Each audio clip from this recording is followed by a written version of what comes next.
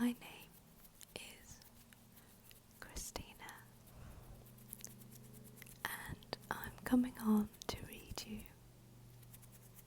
Chapter 9 of A Court of Thorns and Roses.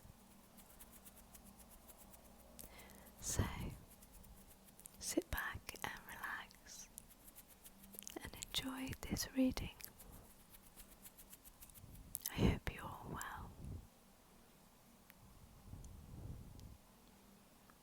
As always, you are welcome here. So, Chapter 9. The following morning, as Alice and the other servant women prepared my bath, I contemplated my plan. Tamlin had mentioned that he and Lucian had various duties, and aside from running into him in the house yesterday, I'd seen neither of them around, so locating Lucian alone would be the first order of business. A casual question tossed in Alice's direction had her revealing that she believed Lucian was on border patrol today and would be at the stables preparing to leave. I was halfway through the gardens, hurrying towards the outcropping of buildings I spied the day before, when Tamlin said from behind me, "No tripwires today." I froze mid-step and looked over my shoulder. He was standing a few feet away. How had he crept up so silently on the gravel? Fairy stealth, no doubt. I willed my calm into my veins, my head. I said as politely as I could, "You said I was safe here, so I listened." His eyes narrowed slightly, but he put on what I supposed was his attempt at a pleasant smile. My morning work was postponed, he said. Indeed, his usual tunic was off, the baldric gone, and the sleeves of his white shirt had been rolled up to the elbows to reveal tanned forearms corded with muscle. "If you want to ride across the grounds, if you're interested in your new residence, I can take you." Again, that effort to be accommodating, even when every word seemed to pain him. Maybe he could eventually be swayed by Lucian, and until then, how much could I get away with, if he was going to such lengths to make his people swear not to harm me, to shield me from the treaty? I smiled blandly and said, "I'd prefer to spend today alone, I think, but thank you for your offer." He tensed.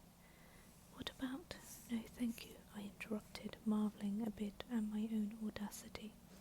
That I had to catch Lucian alone, had to feel him out. He might already be gone. Tamlin clenched his hands into fists, as if fighting against the claws itching to burst out.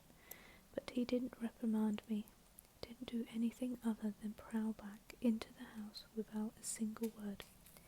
Soon enough, I was lucky. Tamlin wouldn't be my problem anymore. I hurried for the stables, tucking away the information. Maybe one day, if I was ever released, if there was an ocean and years between us, I would think back and wonder why he'd bothered.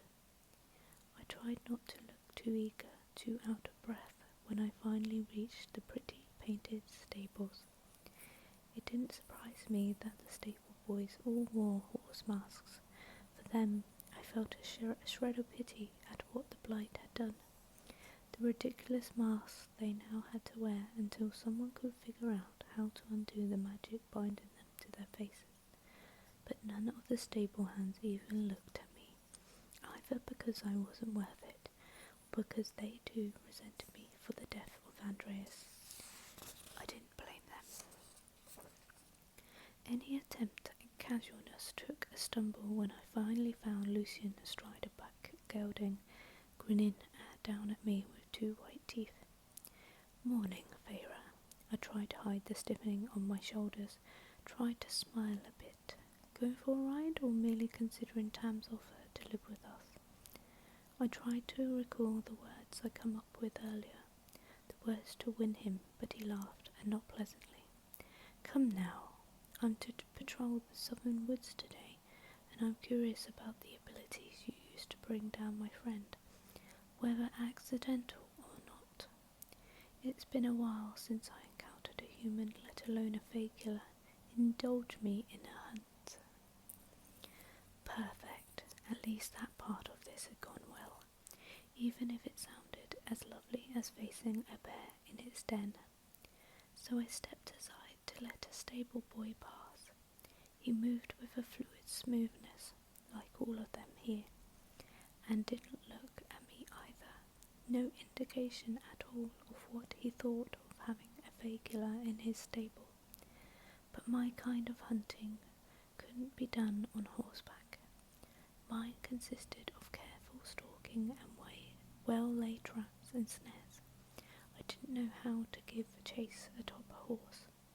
Lucian accepted a quiver of arrows from the returning stable boy with a nod of thanks. Lucian smiled in a way that didn't meet that metal eye or the russet one. No ash arrows today, unfortunately. I clenched my jaw to keep a retort from slipping off my tongue. If he was forbidden from hurting me, I couldn't fathom why he would invite me along, save to mock me in whatever way he could. Perhaps he was truly that bored. Better for me. So I shrugged, looking as bored as I could. Well, I suppose I'm already dressed for a hunt. Perfect, Lucian said, his metal eye gleaming in the sunlight slanting in through the open stable doors. I prayed Tamlin wouldn't come prowling through them. Prayed he wouldn't decide to go for a ride on his own and catch us here. Let's go then, I said, and Lucian motioned for them to prepare a horse. I leaned against a wooden wall as I waited, keeping an eye on the doorway for signs of Tamlin, and offered my own bland replies to Lucian's remarks about the weather. Mercifully, I was soon astride a white mare, riding with Lucian through the spring-shrouded woods beyond the gardens. I kept a healthy distance from the fox-masked fairy on the broad path, hoping that eye of his couldn't see through the back of his head. The thought didn't sit well, and I shoved it away, along with the part of me that marvelled at the way the sun illuminated the leaves, and the clusters of crocuses that grew like flashes of vibrant purple against the brown and green.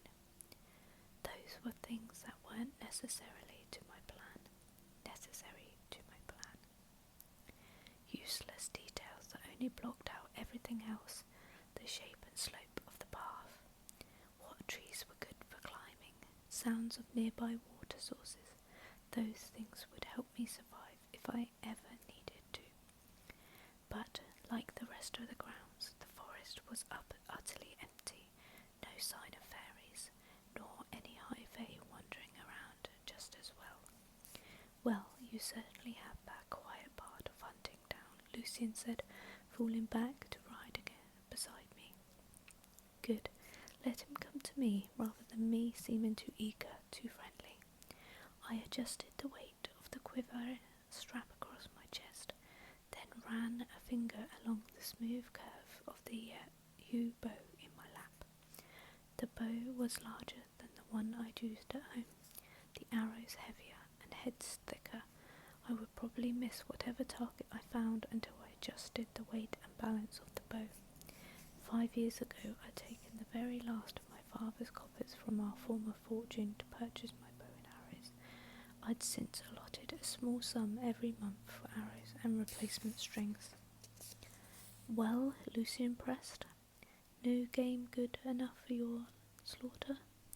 We'd passed plenty of squirrels and birds. The canopy above cast shadows upon his fox mask, light and dark and gleaming metal. You seem to have enough food on your table that I don't need to add to it, especially when there's always plenty left over. I doubted squirrel would be good enough for their table.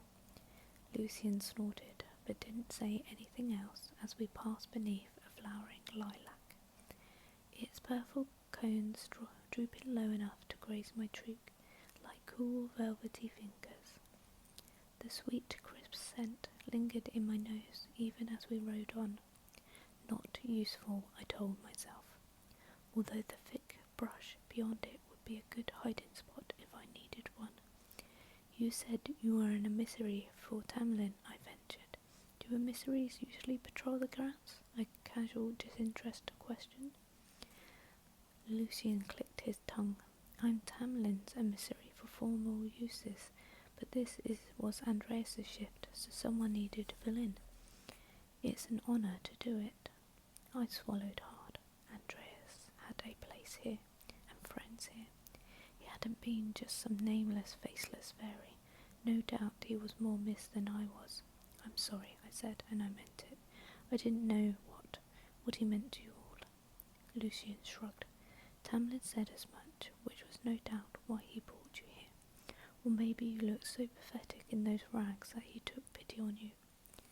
I wouldn't have joined you if I'd known you would use this ride as an excuse to insult me. Alice had mentioned that Lucian could use someone snapping back at him easy enough. Lucian smirked. Apologies, Vera. I might have called him a liar for that apology had I not known he couldn't lie, which made the apology sincere. I couldn't sort it out. So, he said, when are you going to start to persuade me to beseech Tamlin to find a way to free you from the treaty's rules?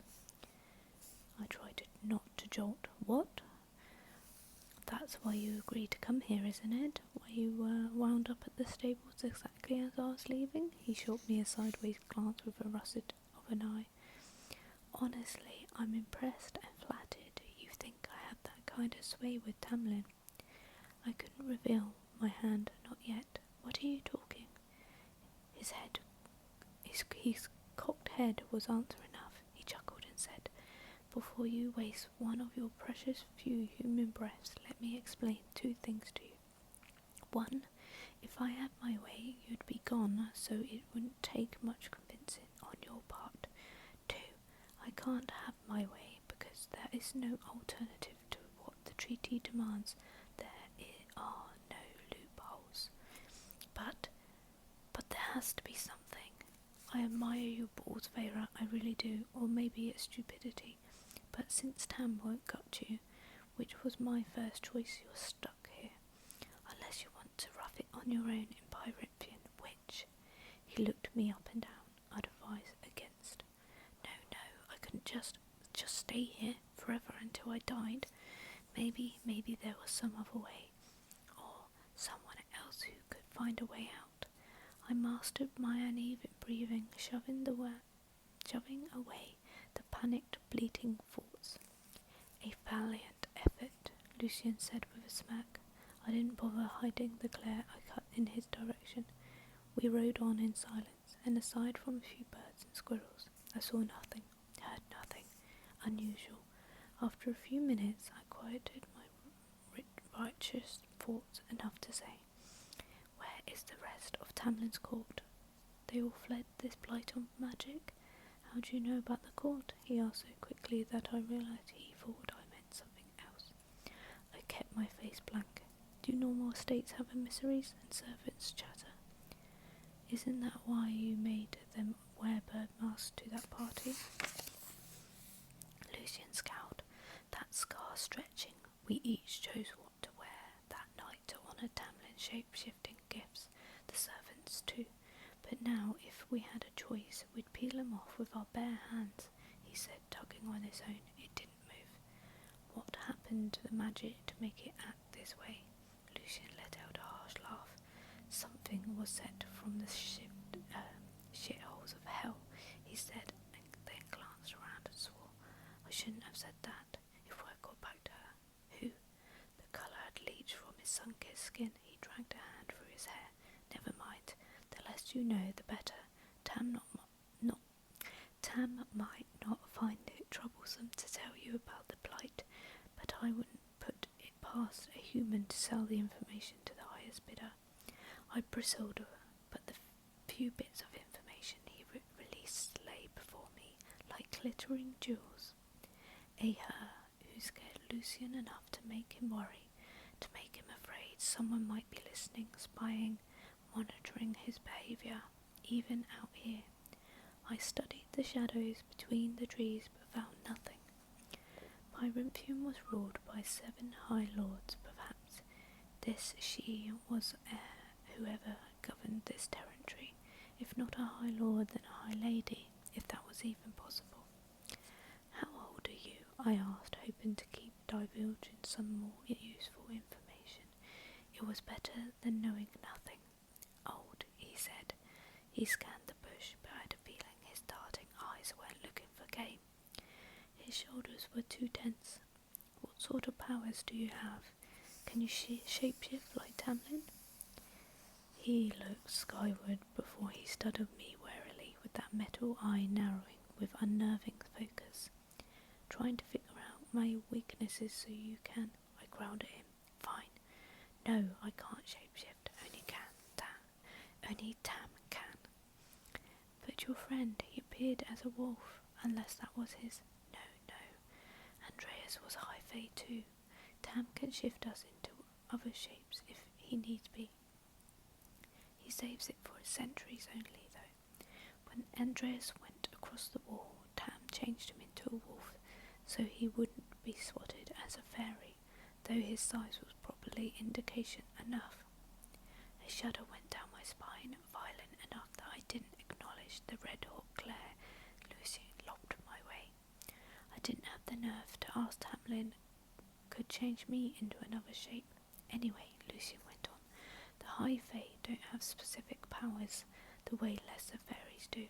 I don't have a natural born affinity, if that's what you're asking. I don't clean everything inside or lure mortals to a watery death or grant you answers to whatever questions you might have if you trap me. We just exist, to rule. I turned in the other direction so he couldn't see as I rolled my eyes. I suppose if I were one of you, I'd be the fairy, not high fae, a lesser fairy like Alice, waiting on your hand and foot. He didn't reply, which amounted to a yes. With that arrogance, no wonder Lucian found my presence as a replacement for his friend to be abhorrent, and since he would probably loathe me forever since he ended my scheming before it had even begun, I asked, how did you get that scar?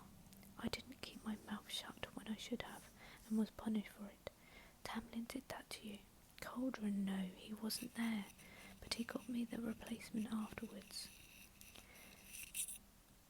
More answers that weren't answers. So there are fairies who will actually answer my questions if you trap them. Maybe they'd known how to free me from the treaty terms. Yes, he said tightly, the Suriel. But they're old and wicked and not worth the danger of going out to find them. And if you're stupid enough to keep looking so intrigued, I'm going to become rather suspicious and tell Tam to put you under house arrest. Though I suppose you would deserve it if you were indeed stupid enough to seek one out. They had to lurk nearby then, if he was this concerned. Lucian whipped his head to the right, listening, his eye whirring softly. The hair on my neck stood, and I had to bow. I had my bow drawn in a heartbeat, pointing in the direction Lucian stared. Put your bow down, he whispered, his voice low and rough. Put your damn bow down, human, and look straight ahead.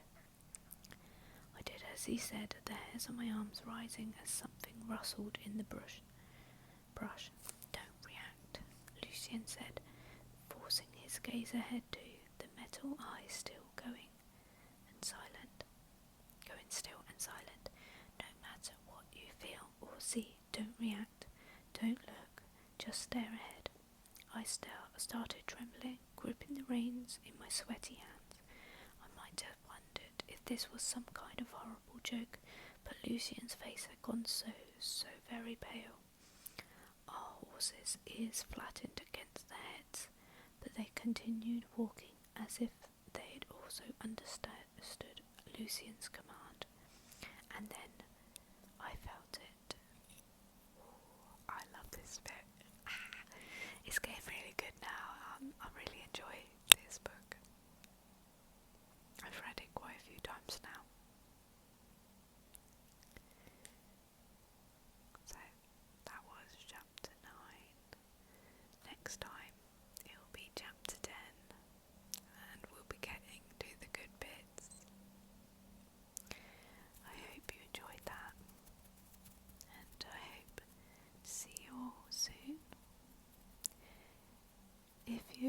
enjoy my videos, please subscribe.